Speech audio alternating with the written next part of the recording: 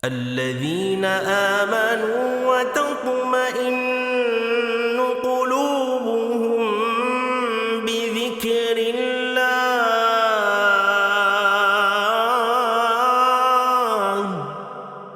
ألا بذكر الله تطمئن القلوب.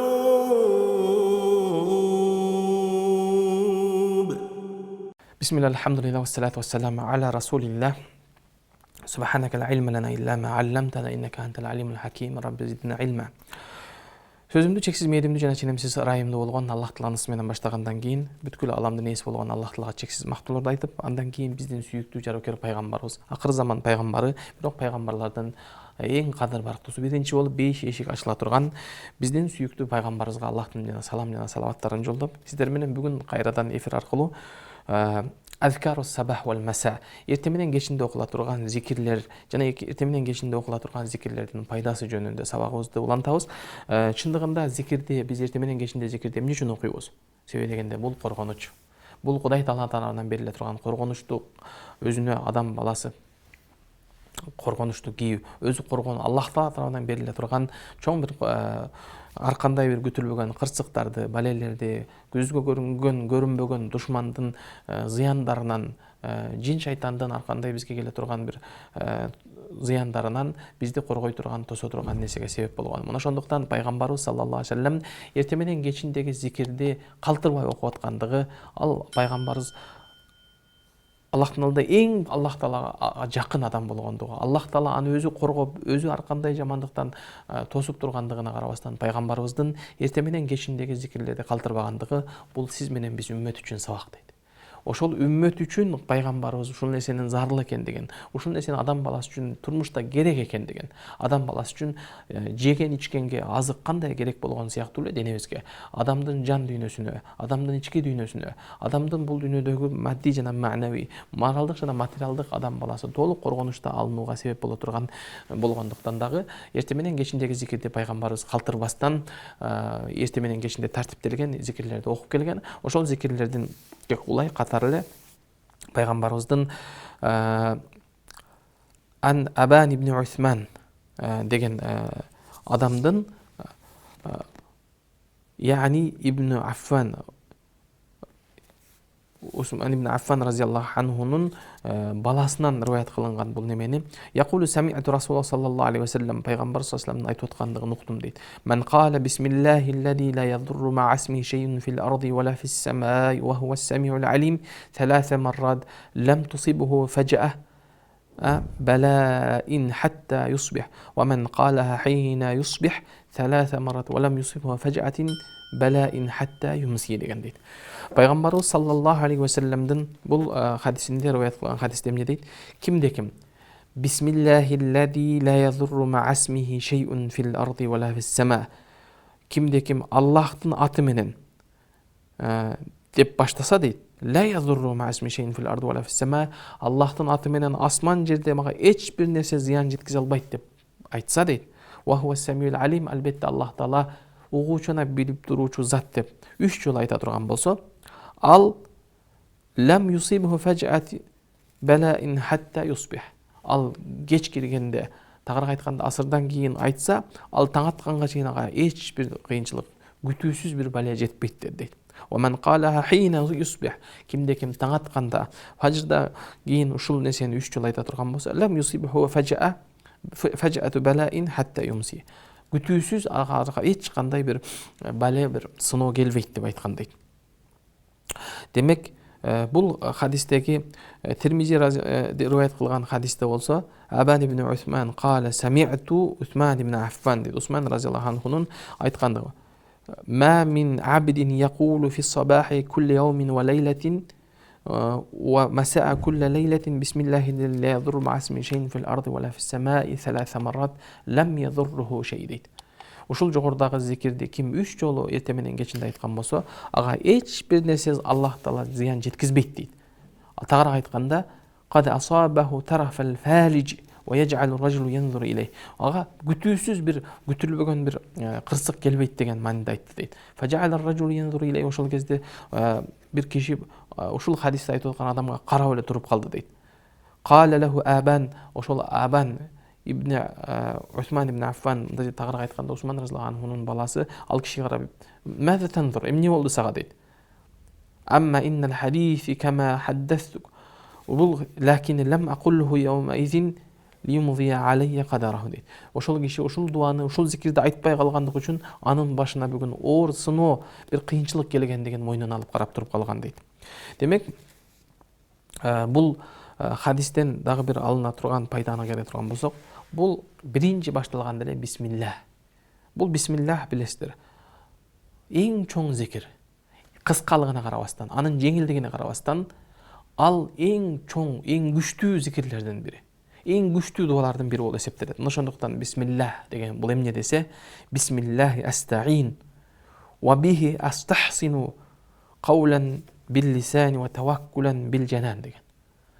Аллах Таалага توكل кылуу, Аллах Тааладан коргонуч суроо, Аллах Тааладан таяныч тирөө, Аллах Тааладан толук коргонуч менен каулан бил лисан тили менен аны коргонуч тилеп, таваккулан бил жанан бүткүл денесин Аллах Таалага توكل кылуу деп эсептелет дейт.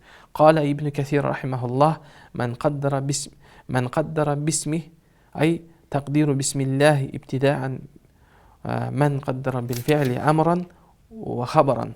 Ай бул жерде кимде ким ошол бисмиллахны айткан кезде бисмилlah менен баштагандыгын, ар бир нерсе бисмилlah менен болордугун сезип билип ошол нерсени кадырлап бактаса, мына ошол нерсе чындыгында эң бир улуу амалдардан бири.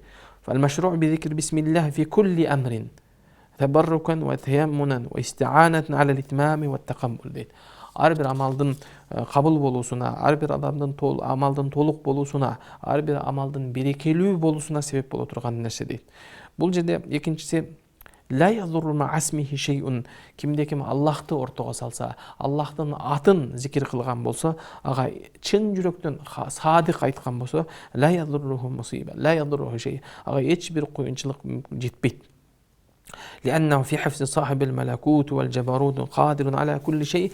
Аллах Таала өзүн каардуу, күчтүү, Аллах Таала бардык нерсеге кудуреттүү, кадыр болгон зат. لا يضر مع اسمه شيء деген кезде مع ذكر اسمه باعتقاد حسن ونية خالصة. Демек ар бир адам Аллахтын атын, Аллахтын ысымын ортого салган кезде, Аллахты ортого коргонучка койгон кезде, Аллах Таалага толук калыс ыйман келтирген, Аллах Таалага туура түз ниеттик болуусу керек дейт. Фил ард деди. Жер бетинде бүт бардык жерге сиз менен бизге көзгө көрүнгөн, көрүнбөгөн бардык нерсени өз ичине камтыйт дейт. Инс болсун, жин болсун дейт, дабба, ар кандай жылан, чаян болсун, башка болсун, бунун бардыгы ушул нерсенин ичине кирип кетет дейт. Ва суннату тасмияти фил вуду вал гусул. Себеби бисмиллахда уйкудан туруп баштаганда эле, дуарат алганда, гусул кылганда бисмиллах, вал аклу фи бисмиллах, жеген кезде бисмиллах. Биз өзүбүзгө фи дахия, курбандык чалсаң бисмиллах дейт. Вад'ал ал-маййит фил кабр. Кала берсе адамды акыркы сапарга узатып кабырына койгон кезде дагы бисмилlah ва ала миллати расулиллах деп айтуу дейт. Ва ин фи духул ал-масjid. Мешитке кирерде, мешитке чыгып атканда, ва кира инда кираатул Кур'ан. Кур'ан окуган кезде болобу дейт. Ва аснаи сурату вал жима ва заба. Демек курбандык кылган кезде, башка кезде жашоодогу бардык нерседе. Кала берсе жима, аял киши өзүнүн аялы менен кошулар кезде дагы, үйүңө киргенде дагы бардык нерседе демек бисмилlah менен айтуу дейт. Бисмилlah ушунчалык чоң, ушунчалык күчтүү дуа болгондуктан, ошондуктан ким бисмиллахны айткан болсо, сиз менен биз көзүбүзгө көрүнгөн жана көрүнбөгөн душман, сиз биз көрө албай аткан сыяктуу эле Аллах Таала бисмиллахнын берекеси менен, бисмиллахнын ушул шарафаты менен, бисмиллахнын Аллах Таала сиз менен бизге берген коргонучтун таасири менен алар бизди көрбөй калат деген. Ошондуктан адам баласы ажатканага киргенде да бисмилlah деп айт. Авратың ачылат, бирок сени жин шейтандар көрө албай калгандыгы. Жатаарыңда, чечингенде, кала берсе ошо аял менен кошулганда дагы бисмилlah деп айтуу деген. Бисмилlah, Аллахума жаннибна шейтана, жанниб шейтана ма разактана деп бул кошуларда айтылып аткан дуа. Аллахым өзүңдүн атыңды ортого салып айтам. Аллахым бизге эгерде шайтанды жана бизге рызык бере турган перзенттерге шайтанды алыс кылгын деген дуаны окуган үйрөткөн. Үйгө киргенде, чыкканда, демек бул бисмилlah мусулман адамдын эң чоң куралы жана эң чоң коргонучу болуп эсептелет. Мусулман адам жегенде, ичкенде, бардык нерседе ачык душман, ачык айкын душман. Иннаху лакум адуввун мубин деп Аллах Таала Куранда кабар бергендей эле, ачык айкын Аллахтан мөөнөт сурап өзү менен дозокко кошо алып кеткенге мөөнөт сурап алган ачык айкын душман бул шайтан, иблис деди. Вала фис сама. Асманда дагы эч кандай зыян жетпейт деди. Асманда деп айтканда демек жерден дегенде жердин астынан чыга турган, оңдон солдон келе турган, астынан келе турган ар кандай балелерден, күтүлбөгөн нерселерден коргонуу боло турган вала фис сама деди. Ал асмандан, үстүңдөн келе турган, алдыңдан аркаңдан келе турган нерселерден толук коргонуу суроо болуп эсептелет дейт. Ал табигый кырсык болсун дейт, ал шамал болобу же жаам чачым болобу же башка бир күтүлбөгөн үстүңдөн курулган нерсе, ошонун баардыгынан коргонуш тили болуп эсептелет дейт. Ошондуктан бул адам баласынын вала фис сама дегенде балким учакта учуп бараткан адамдар болушу мүмкүн, балким башка бир нерселер болушу мүмкүн, бийиктикте турган адам болсун. Демек баардык нерседе ла ядуру ма асми шейин фил арди вала фис сама. Аллах Тааланын ысымы менен эч бир асман жана жердеги эч бир нерсе зыян бербейт дегендиги күтүлбөгөн кырсыктан Кудай Тааланын Аллахтын ысымын ортого салгандыгы үчүн аны өзү Аллах Таала коргоп турат дейт. Караңыз, Аллах Тааладан жалынып жалбарганда Аллахтын ысымын ортого салып, андан кийин Аллахтан тиленип суранып, ва хува самиул алим, андан кийин Аллах Таала угуучу жана көрүүчү деп Аллахтын ысым сыфатын ошол дуанын аягында кайрадан зикир кылуу, демек бул дуа кылуунун адеп ахлактарынан дагы бири. Ошондуктан биз дуа кылганда биринчи Аллах Тааланын ысым сыфаттарын ортого салып, Аллах Тааладан сурап, андан кийин Аллахтын мактап, андан кийин ал өзүбүздүн кажатыбызды, муктаждыгыбызды Аллахтан сурагандан кийин кайрадан Аллах Тааланын кооз ысым сыфаттары менен дуабызды жыйынтыктоо дагы, зикирди жыйынтыктоо бул пайгамбарыбыз бизге үйрөткөн сүннөт адеп ахлактардан бири болуп эсептелет. Мына ошондуктан биз зикир кылган кезде дүнүйөдө Аллах Тааланын самиун басир, Аллах Таала угуучу зат дедик. Ал кандай гана болбосун, сиз менен бизди кандай абалда болбосун, сизди көрүп билип турат деген. Ва хува самиул алим. Эми Аллах Тааланын угуучу сыфатына келе турган болсок, Аллах Тааладан эч бир нерсе жашырынып калбайт. Аллах Тааладан эч бир нерсени укпай калуу мүмкүн эмес. Аллах Таала бардык нерсени угуп көрүп билип турат. Мына ошондуктан Аллах Тааланын угуучу сыфаты бул пайгамбар саллаллаху алейхи башка бир хадистерде айтып өткөндөй эле, адам баласынын алсыздыгы, Аллах Тааланын кудурети. Адам кичине гана бир алыстыкты уже көрбөй калабыз. Кичине гана бир жакындыктан алыстагандан кийин аны укпай калабыз. Мисалы кулагыңызга, жаныңызда кичине гана чиркей келип, жакын келгенде аны угабыз. Бир аз алыстагандан кийин укпай калгандыгыңыз бул адамдын ушунчалык алсыздыгынын. Адам кулаңа жакын келгенде гана угасын. Демек, Аллахтын бир жагы райымы, мээрими. Эгерде биз аз жашап аткан жашоодо курчап турган бул ааламдагы бардык кыбыр эткен нерсенин бардыгын угуп, эгерде ошол нерселердин бардыгын эме кылганда, анда бул жашоо сиз менен бизге тынчсыз болуп, бул жашоодогу бир бейпилдик жашоонун рахаты жоголуп кетет эле. Аллахтын райымы, мээрими үндүн азында Аллах Таала чектөө койгон, үндүн бийигинде дагы чектөө коюп койгон, үндүн катуулугун да кабыл ала албайбыз. Ошон үчүн Аллах Таала сиз менен биз жашап турган ааламда, галактикада кандай гана кагылуушулар, башка нерселер, жарылуулар болуп аткандыгына карабастан, сиз менен бизди өтө алысты дагы уга албай турган кылып койгон. Бул Аллахтын адам затына берген райымы, мээрими. Мына ошондуктан Аллах Таала болсо самиул алим, Аллах Таала угуп туруучу, билип туруучу. Пайгамбарыбыз хадисте айткандай эле, караңгы түндө, кара таштын үстүндө кара кумурсканын баратканын Аллах Таала угуп билип турат деп айткан. Бул Аллахтын кудуретинин, Аллахтын кереметин, Аллахтын муъжизасын, Аллахтын кудуретинин чексиздигине далат кылган нерсе бул. Мына ошондуктан ар бир адам баласы Аллах Таала угуп турат дегенде жакшы сөз сүйлөөнү, Аллах Таала ыраазы боло турган сөздөрдү айтууга ар бир адам аракет кылуу дейт. Фа ияка ан тусми Аллаху каламан ла ярдаху минк. Аллах Таала сени окуса, андан Аллах сенден ыраазы болбой турган, Аллахтын тескерисинче каарына себеп боло турган сөздү сүйлөгөнгө аракет кылуу керек ар бир мусулман дейт. Демек, сөгүнгөндү, жаман сөздөрдү айтканды, тилге алганды, тил дегенде каргыш сөздөрдү, наалат сөздөрдүн Аллах Таалага жагымсыз болгон, Аллах Таалага ыраазы болбой турган нерселерди айтуу дагы демек, ыймансыз келмелерди айтуу, Аллах Таалага шек келтирүү, пайгамбарга шек келтирген нерселер, момун мусулман ар бир адамдын абирине, аброюна шек келтире турган нерселер, гыйбат кылуу, бушак кылуу, жала жабуу, мунун бардыгы шариятыбызда Аллах Таала тыюу салган, Аллах Таала ыраазы болбой турган сөздөрдүн бири болгондуктан бул нерселердин бардыгынан этият болуу дейт. Аллах Таала бардык нерсени угуп турат. Аллах Таала эч бир нерсени эч качан жашыра албайсың. Аллах Таалагын алдында канчалык алсыз экендигин адам баласы билип туруу жана Аллага муктаж экендигибизди билип туруу дейт. Мына ошондой эле алим, Аллах Таала угуучу жана билип туруучу дедик. Аллах Таала гайыпты билет. Аллах Таала келечекти билип туруучу. Жүрөгүбүздүн түпкүрүндөгү эч ким көрбөгөн, эч ким билбеген нерсени Аллах Таалага көрүнүп турат. Мына ошондуктан алимун би афалихим мата ва кейфа саяqa ва ла тахфа алейхи хафиятан.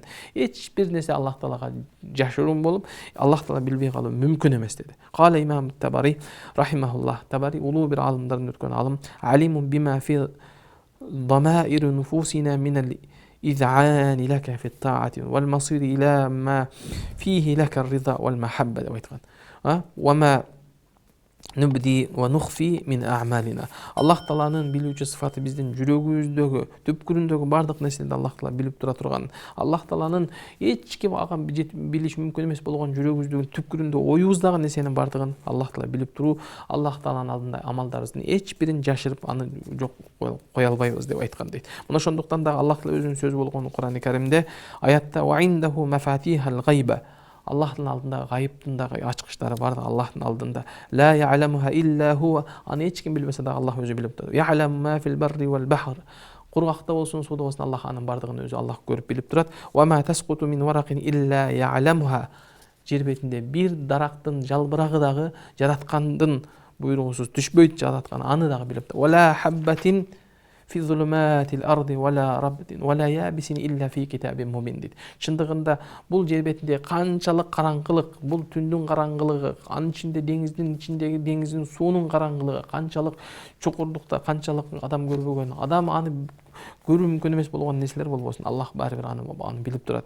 Wala rabbin wala yabisin. Ал кургакта болсун, ал нымдуулукта болгон болсун, бардыгын Аллах билип турат. Илля фи китабин мубин. Аллах Таала тагдыр кылып койгон, жазылып, Аллах Таала аны жазып койгон дейт. Я'лам ма фил архам. Аллах Таала эненин жатынындагы түйүлдүктүн ал түйүлдүк болгонго чейин эмне болуусун билип турат. Ва мафадихал гайб хамс. Чындыгында Аллах Таала өзү гайып кылган, Аллах Таала сыр кылган, жашырып койгон 5 нерседе дейт. Мазкуратун фи кавлихи таала. Аллах Таала өзү сөзү болгон Кур'ан-ы Каримде зикир кылгандай, индаху илмуш саа. Аллах Таала сыр кылган. Кала берсе пайгамбарларга дагы ачык, аны эч ким билбеген сырлардын биринчиси инда илмиса. Кыяматтын качан болушун Аллахтан башка эч ким билбейт. Ва юназзилул гайс. Качан кайерге жаандын жаашын жараткандан башка эч ким билбейт. Азыркы күндөгү прогноз погоданын, аба ырайынын алдын ала айтып аткандыгы бул ошол шамалдын, булуттун багытына жараша гана алдын ала божомолдоо гана. Бирок чындыгында ал шамалды Аллах кайсыл жакка бурат, Аллах аны ким башкарат, демек бул Аллахтын өзүнүн калоосундагы, Аллахтын кудуретиндеги нерсе. Мына ошондуктан жаан качан каяка шамал багыт алып аткандыгы, ким аны башкарып тургандыгы жана качан кайерге жаан түшүшүн жараткандан башка эч ким билбегендиги. Ва я'ламу ма фил архам. Жана Аллах Таала үчүнчү сыр кылган, жашырып койгон нерсе, эненин жатында ал жаңы түйүлдүк жараларга убагында ал эмне болушун эч ким билбейт. Ал уул болуп жаралабы, кыз болуп жаралабы, ал качан гана Аллах Таала пайгамбар саллаллаху алейхи вассалам өзү хадисте сүрөттөп өткөндөй, жана Аллах Таала Нур сүрөсүндө кээ бир аяттарда чечмелеп кеткендей эле, адам баласына биринчи алгач уюган биринчи бир тамчы суу абалында болот, андан 40 күн тургандан 40 күндөн кийин бир уюган кан абалга айланат, андан кийин 40 күндөн кийин бир тиштем этке айланып, андан кийин Аллах Таала периштелерге 4 нерсени пешенеге жазганга буйруйт деп айткан хадистин негизинде, демек ошол 120 күндөн кийин гана ага рух киргизилет, рух киргизилгенден кийин гана кийинки баскычтарга келген учурда гана, азыркы учурдагы замандын, техниканын, медициналык аспаптардын жетишкендигин негизинде гана УЗИ аркылуу балким уул же кыз экендигин кийин гана билүү мүмкүн. Бирок ага чейин ал кыз болуп жаралабы, уул болуп жаралабы, миллиондогон рухтун ичинен кайсынысы уул, кайсынысы кыз болуп ал түйүлдүктө түйүлөрүн ал Аллахтан башка эч ким билбейт деген. Ва ма тадри нафсун маза таксибу гада. Эртең эмне кылышыңды билбейсиң дейт нафс. Эртең эмне амалдарды кылышыңды билбейсиң. Бардыгы адам үчүн бул караңгы, Аллахка таваккал кылып жашайбыз. Ва ма тадри нафсун би ай ардин тамут. Качан кайсыл адам каерде өлүүсүн Аллахтан башка эч ким билбейт деп айткан. Качан келет ажалыбыз, кайсыл жерде келет, бул Аллах Таала өзү сыр кылган нерселерден бири. Мына ошондуктан Аллах Таала индаху мафатихул гайба. Аллах Тааланын алдында өзү сыр кылган гайып нерселердин ачкычы Аллахтын алдында жашырылган, сыр кылынган дейт. Эми الفالج الشلل يصيب أحد الشق الجسم طولا والجسم الضخم ذو السنامين جمعه الوالج dedi. الفوالج degan. Эми Бул жерде дагы бир айтарга пайдалардын бири ла язуру мa'asmi shay'in fil ardi wala fis samai wa huwa as-sami'ul alimди күтүлбөгөн, адам күтпөгөн тараптан келе турган ар кандай бир кыйынчылык мусибаттардан сактайт деген маанисинде al-falij шалал дегенде азыркы күн учундагы ар кандай паралич болуп аткандыгы, инсульт болуп аткан оорулардын дагы алдын алуусуна ушул зикирдин дуанын пайдасы бар экендигин Аллах Таала ишара кылган. Демек адамды муфажиа дегенде адам күтүүсүз келе турган ар кандай кыйынчылыкты алдын алуу. Демек бул зикирдин пайдасы Аллах Тааланын аты менен атоо, Аллах Тааланын ысымын ортого салуу менен Аллах Таала ар кандай күтүлбөгөн кырсыктардан, табигый кырсыктан болсун, балким жол кырсыгында болобу, адам менен адамдын ортосунда же жаныбарлар менен, жаратылыш менен келе турган ар кандай ден соолук себептүү организмде келе турган ар кандай оору сыркоолордун алдын алуусуна, коргонуусуна себеп боло турган зикирлердин бири. Мына ошондуктан لا يضر مع اسمه شيء في الأرض ولا في السماء وهو السميع العليم деген дуаны эрте менен кечинде 3 жолу айтып турган адамга Аллах Тааланын сөзсүз түрдө коргонуучу, Аллахтын калканы болорунда толук ыйман келтирип ишенүү керек дейт. Мына ошондуктан ар бир адам бул зикирди пайгамбар саллаллаху алейхи вассалам сиз менен бизге адат кылгандай эле, үйрөткөндөй эле эрте менен кечинде зикирди калтырбай аракет кылуу. Демек Аллах Таала угуучу жана көрүүчү, Аллахтын өзүнүн эң улуу аттарынан бири болгон Аллахты атын атап, Аллахты ортого салуу бул момун мусулман адамдын бул жашоодогу көзгө көрүнгөн, көрүнбөгөн ар кандай душмандан, адамдын алсыздыгынан, Аллах Таала келечекти бизге сыр кылып койгондугунан, бирок Аллахтын өзүн ортого салып, ошол бизге асмандан жерден жугатылган күтүлбөгөн балелерден, кырсыктан, жамандыктан коргонуу тилөө бул адам баласынын бул жашоодогу өзүнүн бейпилдигин, өзүнүн жашоодон Аллах Таала тарабынан жыргал жашоого, Аллах Таала тарабынан күнүмдүк жашообузда коргонуч алуу, бул көптөгөн ооруларды ооруп, андан кийин айыгганга, андан кийин андан арылууга аракет кылып дарыланганга караганда адам баласы эрте менен кечки зикирлерге бекем болуп коргонуу, адам баласы Аллахтын коргонучуна алуу бул мусулман адамдын эң бир пайгамбарыбыздын сүннөтүн тирилтүү менен бирге жашоодогу тынч жашоонун, бактылуу жашоонун, жыргал жашоонун биринчи кадамдары болуп эсептелет. Бардыгыбыз Аллах Таала эрте менен кечки зикирлерди бекем кыла турган, эрте менен кечки зикирлерди калтырбастан өзүбүзгө, балдарыбызга жана жакындарыбызга үйрөтө турган жана өзүбүздүн күнүмдүк жашоодо эрте менен кечирди зикирди өзүбүзгө адат кыла тургандардан кылсын. Аллах Тааланын улуу Аллахтын аты менен Аллах Таала өзү коргонучуна алып, Аллах Тааланын зикир кылгандардын, Аллах Тааланы көп эстегендердин катарында тирилтсин.